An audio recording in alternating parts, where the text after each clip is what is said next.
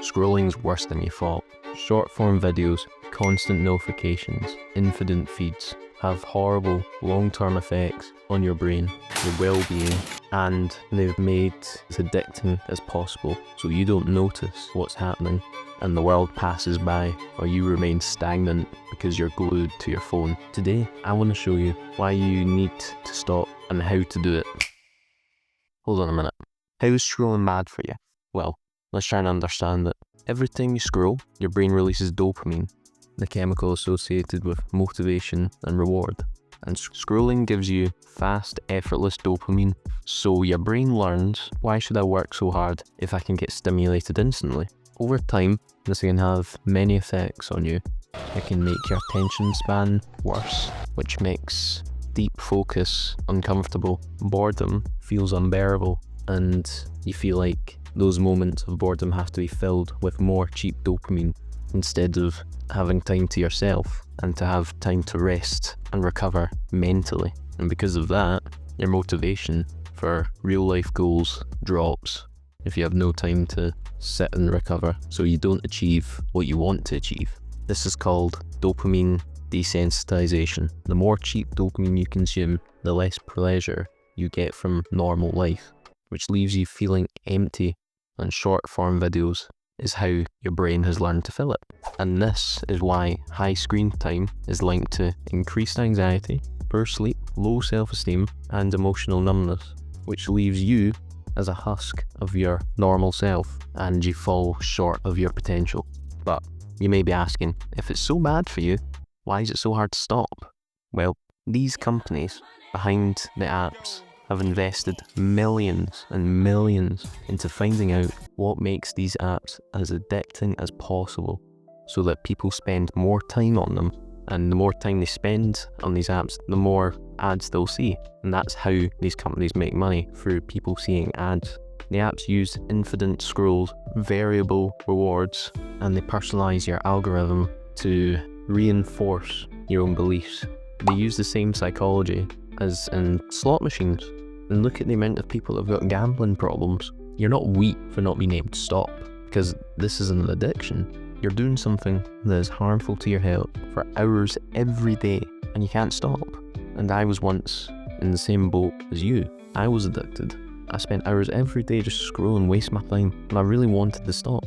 So I tried every trick in the book. I found out what worked and what didn't work.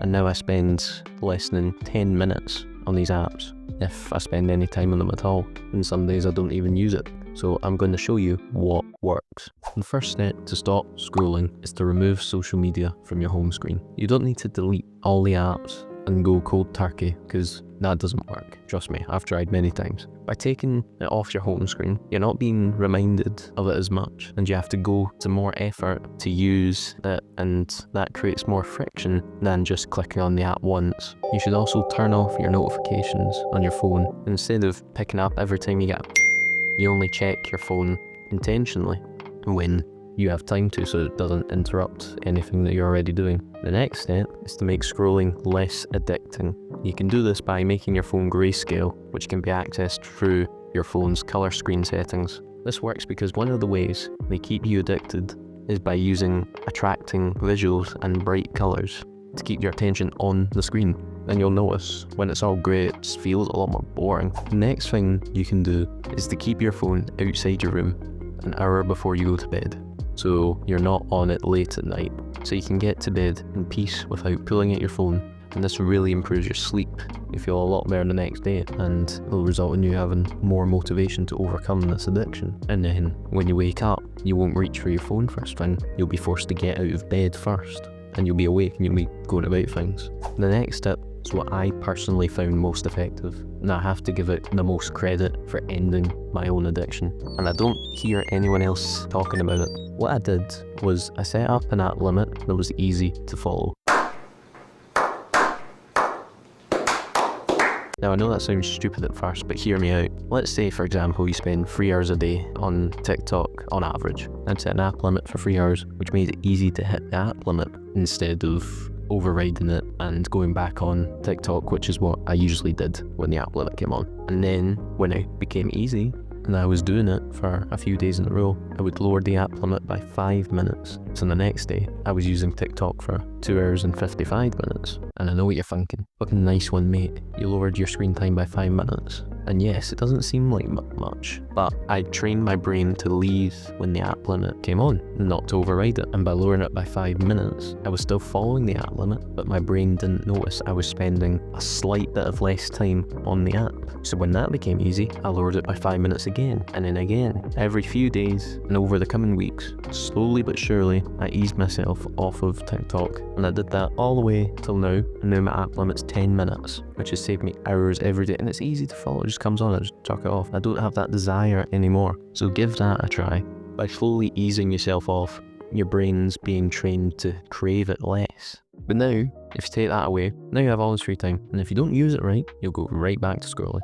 So you have to replace scrolling with something else. This can be going on walks, reading a few pages every day, taking up a new sport, learning a new language, going to the gym, learning a new skill, or just seeing friends and family more in real life. Since you've got this time back, this has become your opportunity to use it for good and to have a positive impact on your life. And if you want more advice, to take back control of your life, and then subscribe and leave suggestions of what else you would like to see.